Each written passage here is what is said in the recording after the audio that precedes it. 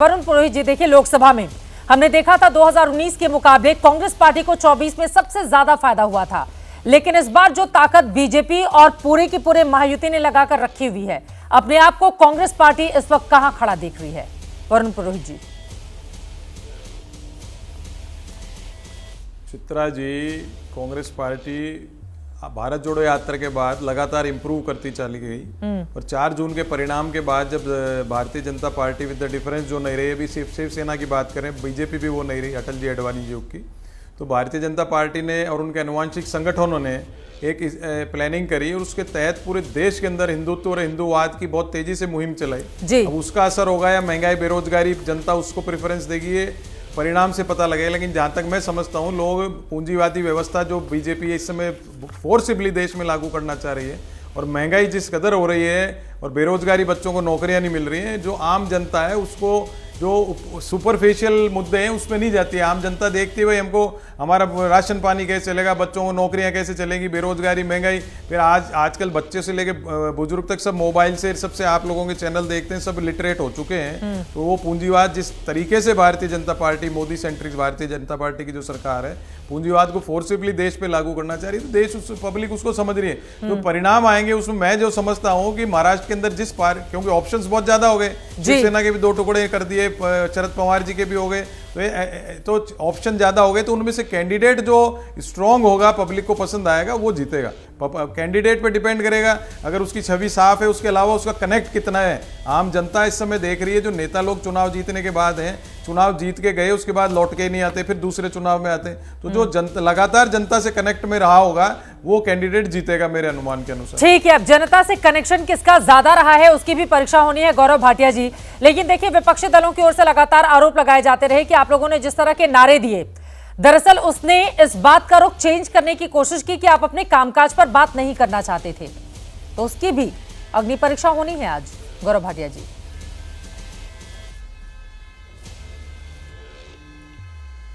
चित्रा जी, सबसे पहले तो देखिए, मैंने एक सवाल कहा था पूछेगा, ईवीएम ठीक है, इलेक्शन कमीशन ऑफ इंडिया ठीक है, फहमीदा हमारी बहन यहाँ बैठी हैं और ये कहना गलत नहीं होगा, महावसूली अघाड़ी की लग गई लंका, लौट के आ गई शंका।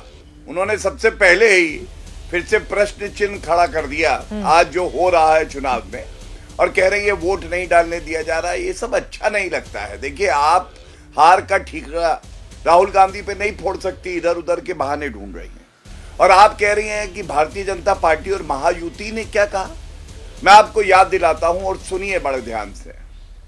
खड़गे जी ने बीजेपी आरएसएस को बुलाया जहरीला सांप, इसको मार डालो। बहुत अच्छे शब्द हैं, कितना प्यार झलक रहा है इससे। मोहब्बत की दुकान में ये नफरत का पकवान था।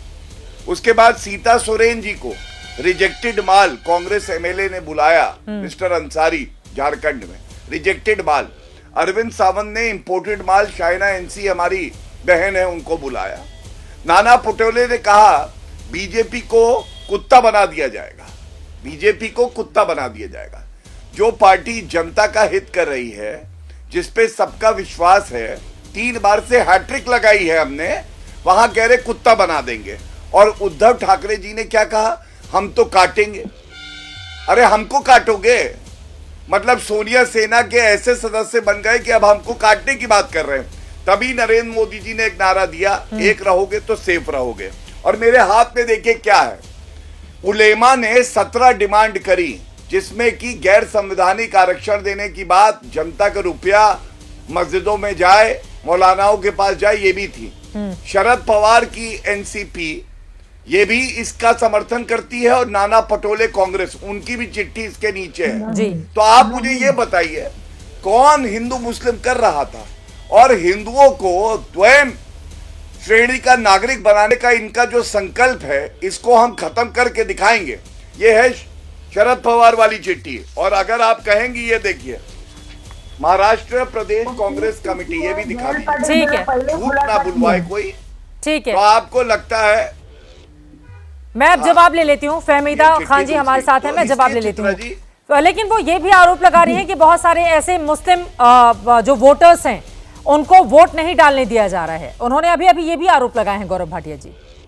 हजारों ऐसे हिंदू वोटर होंगे हजारों ऐसे हिंदू वोटर होंगे जो कहीं पे रोक दिए गए होंगे। ये हर वक्त छाती पीट के विक्टिम कार्ड खेलना, ये लोकतंत्र के लिए स्वस्थ प्रणाली नहीं है। मैं आपको बता रहा हूँ, हाँ। ऐसे क्रिश्चियन भी होंगे, जैन भी होंगे, ठीक है। बुद्ध भी होंगे, पारसी भी होंगे, तो वो क्या कहें? फहमीदा खान जी, आप जवाब दीजिए। ठीक है, किस तरह का भाई साजिद जी, उसके बाद मैं फौरन आपके पास आ रही हूँ, एक बार जल्दी से इनकी टिप्पणी। फहमीदा खान जी, अभी वोटिंग चल रही है, उसी समय ये कह देना कि वोट डालने नहीं दिया जा रहा है, रोका जा रहा है, एक गलत नैरेटिव क्या ये सेट नहीं करेगा? नहीं, गलत नैरेटिव नहीं है। हमारे पास में उसके सारे डेटा है। वो हमने इलेक्शन के पहले ही बोला था, जब इलेक्शन डिक्लेयर हुआ उसके पहले ही ये सब सर्वे चला, सर्वे में पूरा निकला है। उसमें सिर्फ मुस्लिम नहीं है, सब मिक्स्ड कम्युनिकेशन है। लेकिन गौरव भाटिया जी ने अभी एक बोला कि ये जो उलेमा के साथ में बैठ के जो ये सारे उन्होंने, शरद पवार जी ने, जयंत पाटिल जी ने इसका खुद निषेध किया है कि मेरे नाम से मैंने कोई ऐसी चिट्ठी नहीं निकाली है, ना मैंने उनको कोई जवाब दिया है। ये जो बीजेपी का जो आईटी सेल है जो काम कर रहा है, वही आईटी सेल का जो ठीक है। अब साजिद सुपारीवाला जी से मैं जवाब ले लेती हूँ, आपने जवाब दे दिया है। गौरव जी, आखिरी में क्लोजिंग कमेंट में ले लूंगी। साजिद जी, आपकी आवाज नहीं आ रही थी। देखिए, बीजेपी कह रही है कि हमने जितने काम किए हैं उसके आधार पर भी वोट मिलेंगे, और जो बार बार आप लोग आरोप लगाते हैं कि रुख को मोड़ने के लिए तरह तरह के नारे गढ़े गए, तो वो भी बता रहे हैं किन किन शब्दों का इस्तेमाल किया गया आपके नेताओं की ओर से, और काटेंगे, बीजेपी को काटेंगे, या मुंबई का जिसने नुकसान किया उसको काटेंगे, इस तरह का बयान तो उद्धव ठाकरे जी की ओर से दिया गया। साजिद सुपारीवाला जी, तो ये काटेंगे बांटेंगे वाला नैरेटिव तो आप लोग भी लेकर आए ना, वो अकेले तो इसमें नहीं है शामिल। ना हिंदू खतरे में है, ना मुसलमान खतरे में, असल में तो बीजेपी की कुर्सी खतरे में। रही बात इनकी, जो भाटिया जी ने बहुत खूबी से मुझे कहा कि मेरे मुंह में सुपारी है, इनके मुंह में तो अभी तक लड्डू पड़े हुए हैं इतने सारे। अभी जीत के लड्डू जो है जब बाहर आएंगे हम खिलाएंगे आपको, लड्डू, पेड़ा, मिठाई सारी चीजें खिलाएंगे हमारी जीत की खुशी में। और महाराष्ट्र में अच्छी सरकार आएगी, नौकरी जो है यहाँ पर गुजरात जो यहाँ पर जो कंपनी जा चुकी है महाराष्ट्र से, वो सब हम वापस लाएंगे, युवाओं को नौकरियां फिर से दिलाएंगे, महाराष्ट्र का युवा फिर से सुखी होगा।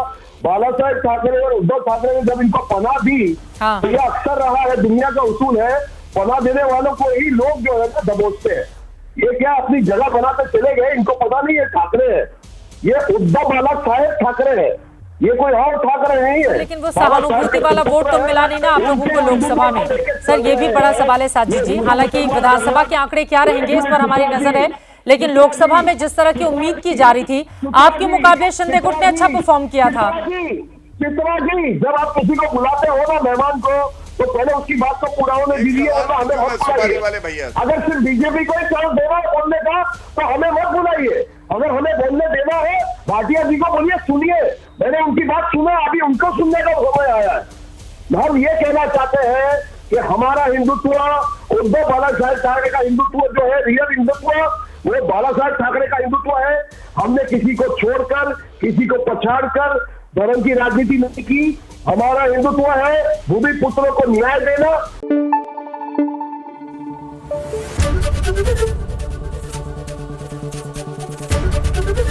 एबीपी न्यूज आपको रखे आगे।